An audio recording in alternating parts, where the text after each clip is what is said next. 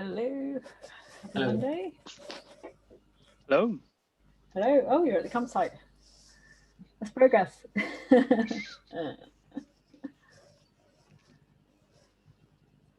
So just give Henry a minute, see if he's around. Myra unfortunately can't join us. She's on an incident Zoom.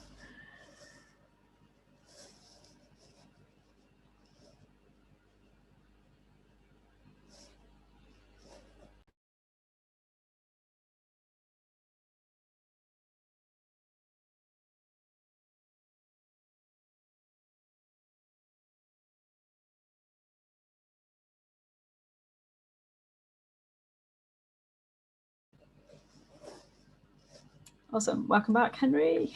Cool. So MTTP is looking pretty good. Like when you show it monthly, it's very affected by the first week you have. So last week we had a really good week. So unfortunately today we are blowing MTTP out the water. No deployments so far today. But we'll see where it settles. We had just 16 hours of deployment blockers though last week, which although that's a lot, is not as bad as some of our recent weeks. So that is also good news. Just link that for you. So yeah, it's certainly interesting. There were definitely some interesting things which I noticed, which I didn't get a chance to dig into, which I think will come out as we start building out more of deployment SLO. So Canary had a couple of times last week where it took an incredibly long time to get through its deployment early in the day, which is quite unusual, but no obvious errors. The pipeline's passed in the end. So I think we'll start to see some quite interesting patterns once we have things a bit more broken down. Cool. And then I've just shared in here in the announcements, it says read only, not read only. Please make yourself aware of this safe framework. So I think generally people are saying that from the training's really good and it shows you stuff, but ultimately we'll get to a stage where we do need to keep checking about sensitive information. So please know where to find that for those times. And then the thing I'd like to discuss with you all is Q3. So Q3 is rapidly approaching. It starts in August, goes through to October. And I'll open up an issue so we can have an async discussion on this as well. But I was kind of wondering to get your sort of early thoughts. I'm thinking based on the last few quarters we've had, we seem to have a lot of things in progress, and it doesn't always make sense. In fact, it almost never makes sense for us to fully stop what we're working on right now and completely pivot into something new and sort of set these up. So I was going to have my sort of initial proposal as we have one OKR, which would be around Kubernetes, to continue there. What exactly we put in that we can discuss. But maybe something around hardening the cluster or picking up whatever comes next or whatever that looks like. And then for all the other stuff, I was thinking we kind of have these things grouped up. We'll almost certainly have some kind of follow-ups to deployment SLO, maybe the next iterations of that. We definitely have some follow-ups to rollbacks. We have some coordinate deployment pipeline work that we'd like to keep going on. And then I think there's also kind of always the little things that we don't really group under any of these things so much, which are like general improvements to pipelines. So I know we have several issues which are just open, which if we just reordered jobs a bit, things would go faster. And I was thinking all of those things track against MTTP. So just in the interest of not trying to bring in too much additional work, but to wrap up things we already have in progress, what do people think to us just having a Kubernetes OKR and then everything else we will prioritize against MTTP and basically pull in work that we think makes the most sense based on how MTTP is getting on each week or few weeks.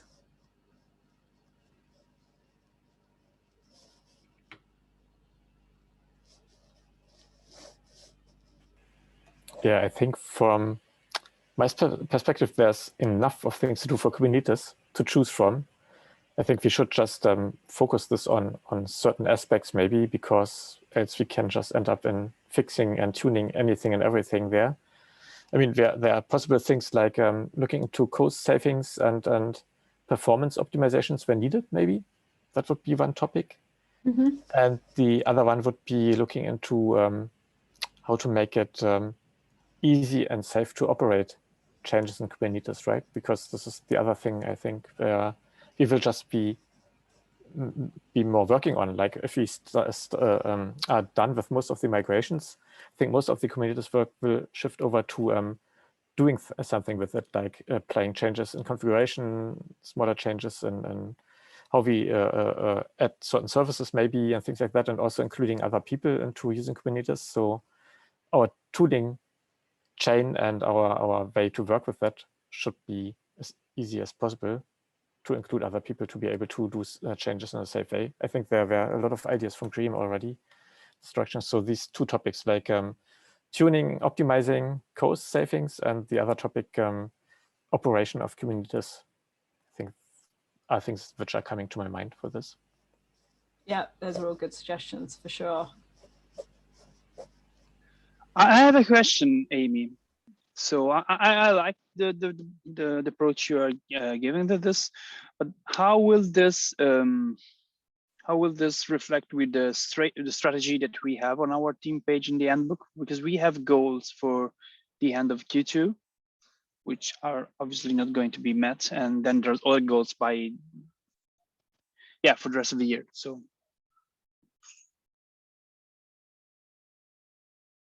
Yeah, that's a really great point. So let me just have a quick, I don't think we're too far off our... Yeah, the Q2 goals are complete the migration of all stateless services to the Kubernetes platform and define deployment SLO, and evaluates the impact on infrastructure performance indicator. So yeah, kind of. And then we will have, there's another one by the end of Q3, which is the one that is approaching, which is ensure predictable and reliable rollback of stateless services. Yeah. And then we have another 2 extra for Q4, which is, I'm just going to continue reading, sorry, for everyone's sake.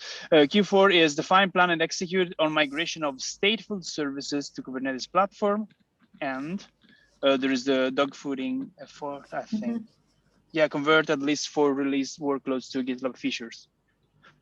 Yeah, it's a good point. So I think the only one that's probably a maybe a question mark on timing, I guess, is around the rollbacks. Rough kind of finger in the air type of estimating, like, do you think we need a full quarter focused on the next round of rollbacks in order to get to this stage?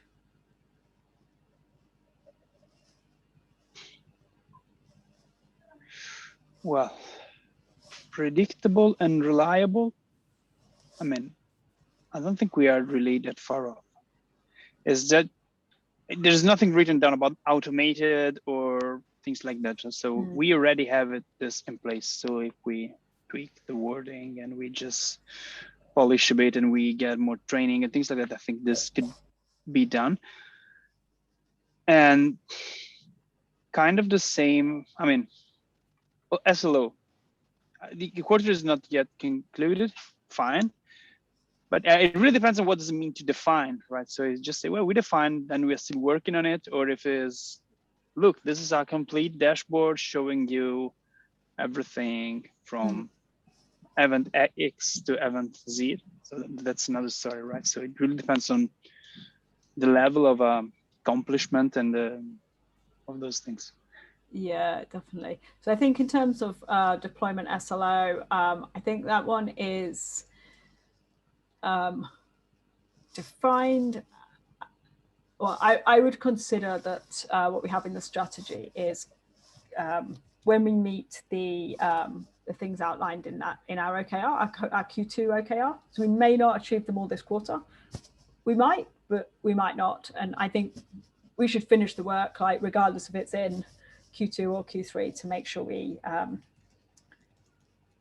do have this, because I think this is the kind of minimum of defining what an deployment SLO is and making it visible and sharing it with other people.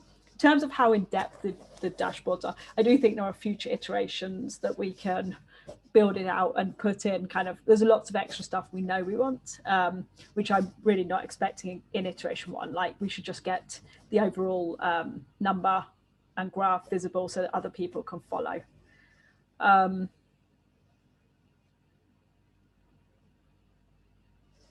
think probably we need to make a plan for rollbacks, because there's definitely some training that we need to do. Myra and I are hoping to do a rollback this week. We just need to organize it and then hopefully not be doing lots of patches and security releases and things like that. So fingers crossed we will get one. And then that fits in with our kind of original plan of every set of release managers will do a production rollback. So we know that's working.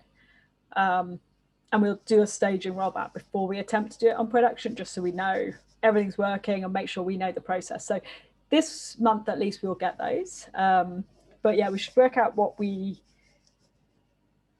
gap is between that and what we have written in our strategy, which is intentionally kind of openly worded, and work out what that looks like, and then we can fit that together.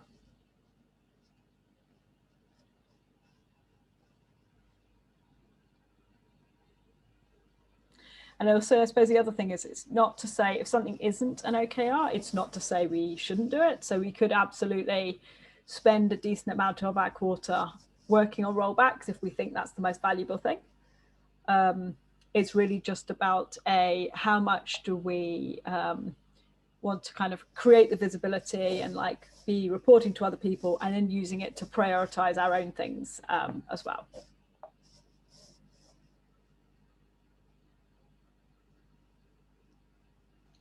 Okay, it makes sense. Thanks for explaining. Yeah, it's great questions. And I think the only reason I'm thinking that we don't necessarily want to go into Q3 saying that rollback strategy line is the OKR is just simply because I do think there's probably benefit of us actually wrapping up things like coordinate deployment pipelines and deployment SLO as well, and how we prioritize those against each other. If one's an OKR and the other two aren't, it's a little bit more difficult. Cool. Well, thank you for the questions and comments. I will open up an issue so that we can start gathering ideas here and everyone else can have input as well. But one of the big things we'll try and do across the whole department is just limit the number of OKRs a little bit as well. The last couple of quarters, we've had a lot of OKRs, and it's not really helping us. It just means people are kind of shifting focus quite a lot. So we're trying and focus in a little bit for this quarter. Awesome. Is there anything else that anyone would like to discuss?